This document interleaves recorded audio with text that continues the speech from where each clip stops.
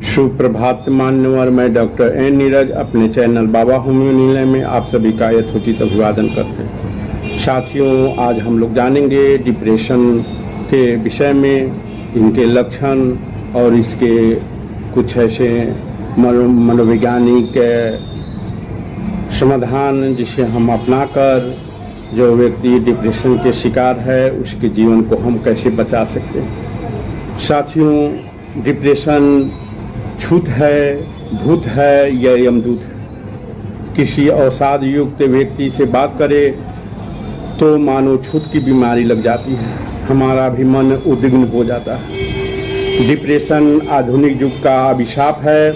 इससे अभिभूत रोगियों की संख्या निरंतर बढ़ती जा रही है और आत्महत्या करने का ग्राफ निरंतर बढ़ता चला जा रहा है।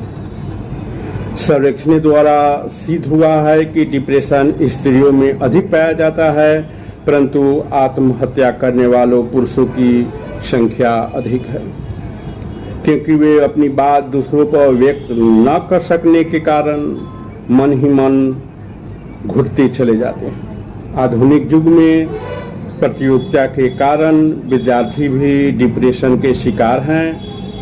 इसे कहाँ तक गिनाएं। डिप्रेशन किसी भी उम्र में हो सकता है। अधिकतर इसकी आयु की जो अवधि है वह 18 से 24 वर्ष की है। ये डिप्रेशन जब हो जाती है तो इसके कुछ मुख्य लक्षणों को हमें पकड़नी पड़ती है।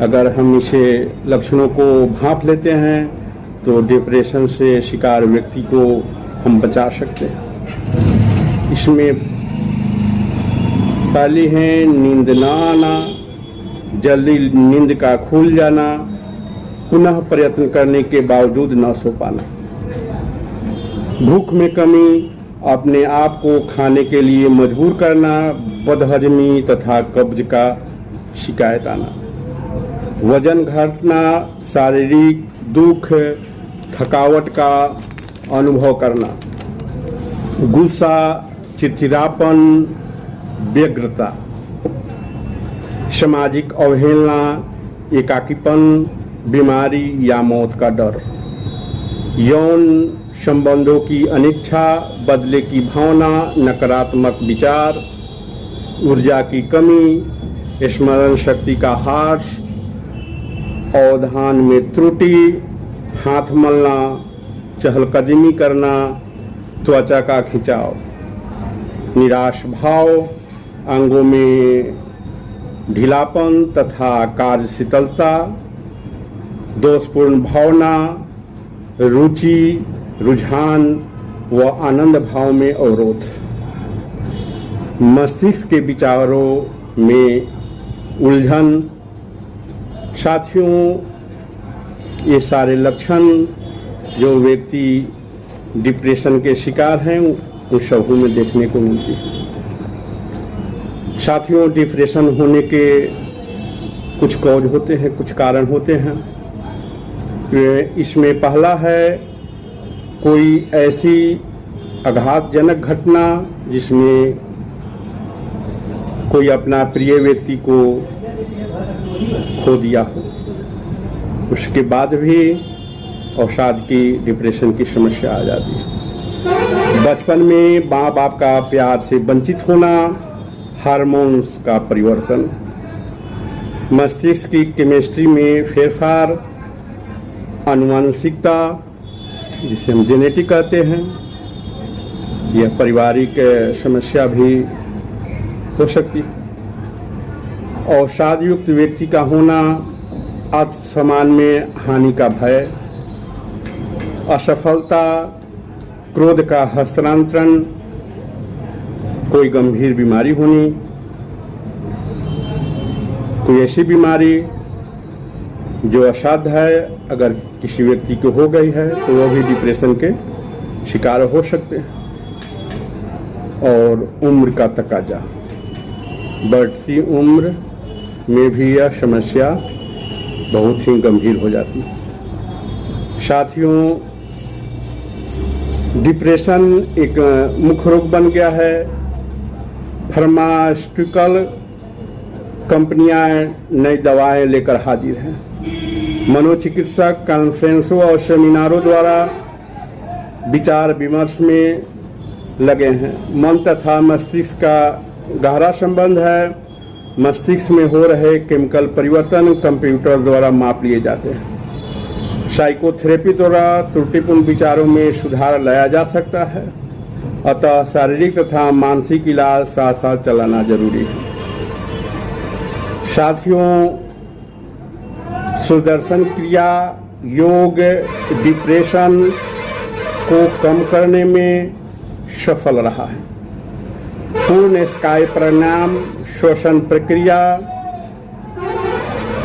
तथा कुछ अन्य प्राणायाम भी डिप्रेशन को कम करने में या ठीक करने में सफल रही है। साथियों, डिप्रेशन के मरीज की बीमारी के कारणों की जांच करें। इसमें उसके परिवार, मित्रगण तथा सहकर्मियों की मदद ले सकते हैं। डिप्रेशन से शिकार व्यक्ति को डिप्रेशन से बाहर निकालने के लिए उनके परिवार, उनके सहकर्मी तथा मित्र बहुत ही उपयोगी सिद्ध होते हैं। रोगी के त्रुटिपूर्ण विचारों का विश्लेषण करनी चाहिए जिससे उसे सही मार्गदर्शन मिल सके। कभी कभी परिवार का ध्यान अपनी ओर आकर्षित करने एवं सहानुभूति प्राप्त करने के लिए व्यक्ति अवसाद से चिपटा रहता है। इसके लिए उसे सही तरीके सुझाएं। यदि व्यक्ति आत्महत्या करने का धमकी देता है तो उसे अनसुना न करें। उसकी योजना पर प्रश्न करें। उसे समझाएं कि उसके बिना उसके घर वालों की क्या दशा होगी, जिससे उसे अपने जीवन महत्वपूर्ण लगे। आत्महत्या और शराब पीना समस्या का हल नहीं है। इन बातों को हमें डिप्रेशन से शिकार व्यक्ति को समझानी पड़ेगी। साथियों, व्यायाम, व्यस्तता डिप्रेशन को दूर करने में महत्वपूर्ण भूमिका निभाती है। संगीत, नृत्य, सैर, तैरना आदि प्रवृत्तियों की ओर हमें रोगी को मोड़ना पड़ेगा। हीन भावना से मुक्ति के लिए उसकी सफलताओं को याद दिलानी पड़ेगी। दोषपूर्ण भावना का विश्लेषण हमें करनी पड़ेगी। मार्केट में मंदी आने से उसके व्यवसाय में अगर मंदी आई और आर्थिक कारणों से अगर वह डिप्रेशन का शिकार है तो रोगी को समझाएं कि इसमें उसका कोई कसूर नहीं है। कोई अगर गंभीर बीमारी से ग्रसित है तो उसे अपने आप को कोसने से कोई फायदा नहीं है। साथियों, डिप्रेशन को मानसिक रोग मानकर आत्मग्लानि की ओर पेशेंट को न झुकने दे। दवा तथा सलाह द्वारा सुधार की ओर कदम रखें। कभी कभी डिप्रेशन में ग्रुप थेरेपी भी कारगर सिद्ध होती है। रोगी को लगता है कि वह अकेला दुखी नहीं है, हमारे साथ और लोग भी हैं जो दुखी हैं। साथियों, डिप्रेशन का इलाज आसान नहीं है। रोगी को जीने की प्रेरणा देना आवश्यक है। लक्ष्य के बिना जीवन बिन पतवार के नौके के समान है। वह थपेरे खाएगी, डवाडोल होगी। रोगी को सुनता तथा हार से बचाना मनोचिकित्सक, मनोवैज्ञानिक, सलाहकार एवं परिवार के लिए एक चुनौती है। तो साथियों, जो भी व्यक्ति डिप्रेशन के शिकार हैं उन्हें इन सारी चीज़ों को अपनाकर हम धीरे धीरे बाहर निकाल सकते हैं और उन्हें एक नई जिंदगी दे सकते हैं। थैंक यू, धन्यवाद।